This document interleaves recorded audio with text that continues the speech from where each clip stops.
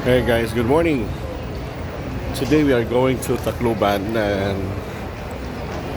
our flight will be at 4:44 in this morning, and it's March 16, 2025.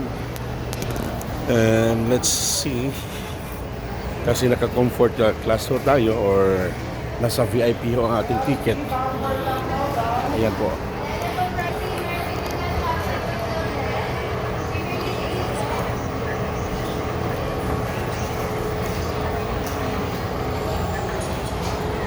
So, doon naman po tayo sa Visayas ang ating mission para sa ating vocation campaign simula bukas hanggang April 12. Mula po sa Tacloban City, Palo, Eastern Visayas, and also in Southern Leyte. So, kaya tayo po ay babiyahe ngayong araw. Umaga, first flight po ito going to Tacloban City.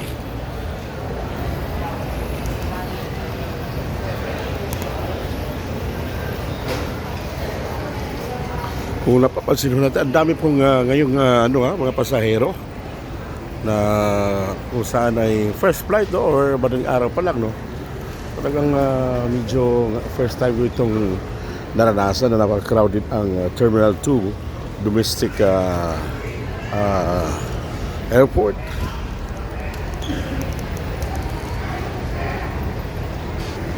So hari naman po ay ang ating mission po sa Tacloban City, Eastern Visayas, Samar at Southern Leyte ay successful. At gabayan po tayo ng ating Panginoon, lalong-lalo na bigyan po tayo ng blessing na magandang kalusugan, no? Medyo hindi pa nga tayo okay ang ating boses kasi namauso tayo mula nung tayo po ay nandun sa Davao, Surigao at Siargao. So ating pong patuloy ang ating mission hanggang April 12 itong taon na ito ng 2025. Ayan po. And let us see. Thank you, Lord, and guide us, Lord. Good morning.